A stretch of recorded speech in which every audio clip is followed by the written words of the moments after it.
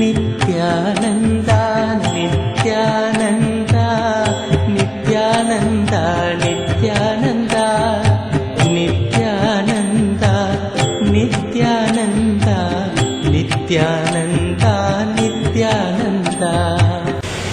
தியானம் உங்களுக்குள் உடல் நலத்தை கொடுக்கும். நோயற்ற நிலை மட்டும் உடல் நலம் என்று நினைக்காதீர்கள். உடல் நலம் என்பது ஒரு ஆனந்தமான உணர்வு கலந்த நிலை. உடல் நலம் அடுத்தது ஆழ்ந்த மன தெளிவை கொடுக்கும், ஆன்ம ஞானத்தை கொடுக்கும். இந்த மூன்றும் இருக்கும் பொழுது, மனத்தெளிவும் உடல் நலம் இருக்கும் பொழுது, இயற்கையிலேயே நம்மளை சுற்றி இருக்கவங்களை எல்லாம் நம்ம அன்பா வச்சிருக்கோம். ஏன் எரிஞ்சு விழாம சொல்லுங்க, நமக்குள்ள எரிஞ்சுக்கிட்டே இருக்கிறனால எரிஞ்சு விழாம். நமக்குள்ள இருக்கிற வேகத்தை தான் கோபமா வெளியே கொண்டோம். ஒரு இனிமையான நிம்மதியான இருக்கிற ஒரு மனிதன் கோபப்படவே மாட்டான். நமக்குள் நாமவே நிம்மதியாக இருக்க முடியாதுதான் நம்மளை சுத்தி யாரையும் நிம்மதியாக இருக்க விடுறதில்லை. நம்ம கிட்ட இல்லாத ஒண்ணு கொடுக்க முடியும் மற்றவங்களுக்கு. நமக்கு தலைவலி வந்தாதான் மற்றவங்களுக்கு தலைவலி கொடுப்போம். நமக்கு தலைவலி இல்லைன்னா மற்றவங்களுக்கு தலைவலி கொடுக்க மாட்டோம். ஒரு அன்பர் என்கிட்ட வந்து சொன்னார், சாமி எனக்கு ரொம்ப கஷ்டமா இருக்கு. நான் ஐயா என்ன பண்றீங்கன்னு கேட்டேன். நான் டாக்டர் சொன்னார். வீட்டம்மா என்ன பண்றாங்க? அவங்க பிஏபிஎல் சொன்னாங்க. கோர்ட்டுக்கு ரெகுலரா போறாங்களான்னு கேட்டேன். இல்ல சாமி வீட்லயே ஆரோக்கியம் பண்றாங்கன்னு சொன்னாங்க. கோர்ட்டுக்கு போறதுல வீட்லயே ஆரோக்கியம் பண்றாங்க. ஏன் ஆரோக்கியம் பண்றோம்? ஏன் வாதங்கள் நடந்து கொண்டிருக்கின்றன?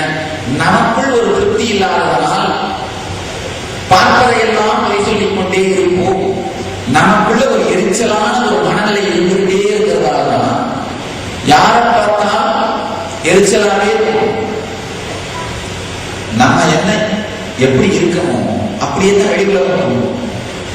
ஒரு சின்ன கதை. ஜார்ஜ் பெர்னார்ட் ஷா மிகப்பெரிய புத்திசாலி. ஆனா அந்த புத்திசாலிகளுக்கு எல்லாமே ஒரு வக்கர புத்தி இருக்கும். மற்றவங்களை குறை சொல்லியே பார்க்கறது அது ஒரு இயற்கையான சுபாவம். புத்திசாலிங்கனாலே மற்றவர்களை குறை சொல்லிக்கிட்டே இருக்கிறதுக்கு ஒரு வக்கர புத்தி இருக்கு. என்ன பண்ணாரு? ஒரு நாடகம், அவரே எழுதின நாடகம்.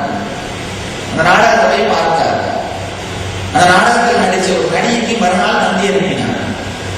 ஆஹா, ரொம்ப அற்புதம், நான் இவ்வளவு எதிர்பார்க்கவே இல்லை அப்படின்னு. அந்த அம்மா தந்தி அனுப்பினான்.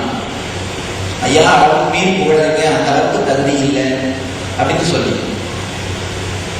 இவர் மூணாவது தந்தி அனுப்புறார். வக்கர புத்திக்காரர்களே அவர் சொல்றாரு, நான் சொன்னது உன்னுடைய நடிப்பை பத்தி இல்லம்மா, என்னுடைய நாடகத்தை பத்தி அப்படின்னு இவர் தந்தி அனுப்புறார். உடனே அந்த அம்மா அவர் தந்தி அனுப்புறார், நான் சொன்னதும் என்னுடைய நடிப்பை பத்தி இல்லையா, உங்களுடைய நாடகத்தை பத்தி தான் அப்படின்னு. இவருடைய வக்கர பத்தி இருக்கும் பொழுது நினைச்சா அந்த அம்மா வக்கரபக்தியோடு தான் வெளிப்படுத்துவா. நாம் வக்கரபக்தியோடு நடந்து கொண்டோமானால் உலகம் நம்மை நோக்கி வக்கரபக்தியோடு தான் நடக்கும். நமக்குள்ள எப்படி இருக்கோ அதுதான் வெளியில கொண்டுவோம். நமக்குள் நிம்மதி இல்லாதவர்கள் இயற்கையிலேயே மற்றவர்கள் மேல் அந்த வேதனையை கொண்டுவோம். நமக்குள்ள உடல் ரீதியாகவும் மன ரீதியாகவும் ஒரு அமைதி இருக்குமானால் மற்றவர்கள் மேல் வெடித்து தள்ள மாட்டோம், பொறிந்து தள்ள மாட்டோம், எரிந்து விட மாட்டோம். உள்ளுக்குள்ள இது வேகமா எரிகிறதால எரிஞ்சு விடணும். அது உள்ள எரிகிறது அமைதி பண்ணாதான், சாந்தமாக்கினால்தான் எரிவதை நிறுத்துவோம். என்கிட்ட பல பேர் கேட்கறது, சாமி அளவுக்கு மீறி கோபம் வருது, ஏதாவது வழி சொல்லுங்களேன், கோபத்தை குறைக்க வழி சொல்லுங்களேன். கோபத்தை வெளிப்படுத்துகிறத குறைக்கிறது தான் வழி கேட்கறாங்க. கோபத்தை குறைக்கிறதுக்கு யாரும் நம்புறதில்லை. கோபத்தை வெளிப்படுத்துறத குறைக்கிறதால பலன் இல்லை, கோபத்தையே குறைக்கணும். அதாவது அடுப்புல பால் ஊற்றி வருதுன்னா பால் மேல தண்ணி தெளிச்சுன்னா ஒரு தரம் தான் அடங்கும். ரெண்டாவது போகும்போது தண்ணி தெளிச்சுன்னா அடங்கும். எத்தனை தான் தண்ணி தெளிச்சுட்டே இருக்க முடியும்? அந்த கீழே இருக்கிற அடுப்பு விறகை எடுக்கணும், கேஸை குறைக்கணும். அப்பதான் பொங்குறது நிற்கும்.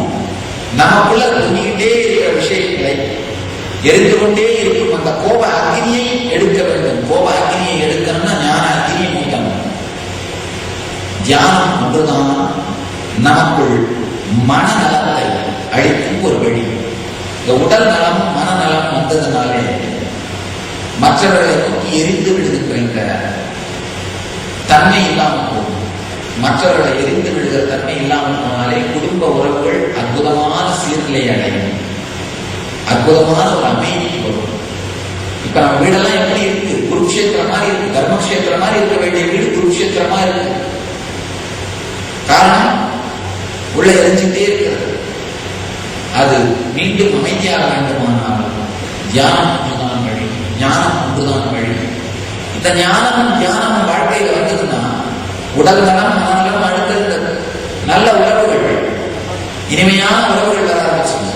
நம்மளை சுத்தி இருக்கவங்களும் நிம்மதியா வச்சிருக்க ஆரம்பிச்சிருக்கோம். இதெல்லாம் நடக்க ஆரம்பிச்சாலே ஆன்மீக வளமும் பொருளாதார வளமும் தானாகவே வந்து சேரும், தானாகவே வந்து சேரும். இந்த ஞானமும் தியானமும், இந்த ஞான கருத்துக்களும் தியான கருத்துக்களும் நம்முடைய வாழ்க்கையை வளமாக்கும், நம்முடைய வாழ்க்கையின் ஒவ்வொரு அம்சத்தையும் ஆனந்தமயமாக்கும். இந்த ஆனந்தமயமாக்கும் என்பதனால்தான் இந்த ஞானத்தையும் தியானத்தையும் உங்களுக்கு அளிப்பதற்காக தியான சத்சங்கங்களையே கூட்டியிருக்கிறோம். ஆழ்ந்து ஒரு துளி சிரத்தையோடாவது முழுமையாக பொறுமையாக இந்த 3 நாளும் வெறும் 3 மணி நேரம் 9 மணி நேரத்தை இந்த ஆன்மீகத்திற்காக செலவிடுங்கள். 9 மணி நேரம் இந்த நல்ல விஷயத்திற்காக உங்கள் வாழ்க்கையை மாற்றிக்கொள்வதற்காக செலவிடுங்கள். இன்னொரு முக்கியமான விஷயம், தியானமும் மனமும் மாமியார் மருமகள் மாதிரி என்ன முயற்சி பண்ணினாலும் ஒன்னா இருக்க வைக்க முடியாது. நீங்க என்ன வேணா முயற்சி பண்ணலாம், அது ஏதோ ஒரு சில எக்ஸம்ஷன்ஸ், விதி விலக்காக மட்டும்தான் ஒன்னா இருக்காங்க. விதி விலக்குகள் விதி ஆகாது, நல்லா தெரிஞ்சுக்கோங்க. சில பேர் சொல்லுவாங்க, இல்ல சாமி எங்க வீட்டுல நாங்க 2 பேர் நல்லா தான் இருக்கிறோம் அப்படின்னா விதி விலக்கு, விதி கிடையாது. மனமும் தியானமும் 2 பேரும் மாமியார் மருமகள். என்ன பிரச்சனைனா, மாமியாருக்கு மகன் வேண்டும், மருமகளுக்கு கணவன் வேண்டும். 2 பேர் ஒரே ஆள பொசசிவா முயற்சி பண்றாங்க. அதனாலதான் பிரச்சனை. இந்த மனமும் தியானம் 2 பேரும் உங்களை பொசஸ் பண்ண முயற்சி பண்ணணும். உங்கள் உணர்வை மனம் ஆக்கிரமித்தால் தியானம் ஆக்கிரமிக்க முடியாது, தியானம் ஆக்கிரமித்தால் மனம் ஆக்கிரமிக்க முடியாது. மனம் என்ன செய்யும்? தியானம் நடைபெறுவதற்கு தன்னால் என்னென்னலாம் முடியுமோ அத்தனை இடைவெளிகளை கிடைக்கும். என்ன சொல்லும்? இல்லப்பா வேலை போலாம்பா, டைம் ஆச்சுப்பா, நமக்கு இதெல்லாம் வருமாப்பா, வயசாயிடுச்சு விடப்பா. வயசு கம்மியா இருக்கணும் என்ன சொல்லும்? எல்லாம் வயசாக அப்புறம் பார்த்தெல்லாம் விடப்பா, இப்ப இதெல்லாம் ஞானம் டைமா இதெல்லாம் போலாம், நிறைய ஷோ இருக்கு, டிவி இருக்கு, எவ்வளவு ப்ரோக்ராம் இருக்கு. வயசானவங்களுக்கு என்ன சொல்லும்? வயசாயிடுச்சு, இது பொறிக்கிறது, முட்டி கழிக்கிறது எல்லாம் சின்ன வயசுலேயே பண்ணிருக்கணும், விடப்பா போனா போகணும், போற காலத்தில் இருக்கலாம். மனம் ஏதாவது ஒரு காரணத்தை காட்டி தியானத்தில் இருந்து நம்மை தப்பிப்பதற்கே முயற்சி செய்யும். மனத்தினுடைய சுபாவம் தியானத்திற்குள் நுழையாமல் நம்மை பாதுகாப்பது. அதனால மனம் சொல்வதை கேட்டுத்தான் இத்தனை நாட்கள் வாழ்ந்தோம். தயவு செய்து இந்த 3 நாட்கள் 3 மணி நேரம் மட்டுமாவது மனத்திற்கு, மனம் சொல்வதை கேளாமல் மனத்திற்கு மறுப்பு சொல்லிவிட்டு தியானத்திற்காக செலவிடுங்கள், ஞானத்திற்காக செலவிடுங்கள். நிச்சயமாக இந்த 9 மணி நேரம் உங்கள் வாழ்க்கையில் வீணான ஒரு காலமாக மாறாது.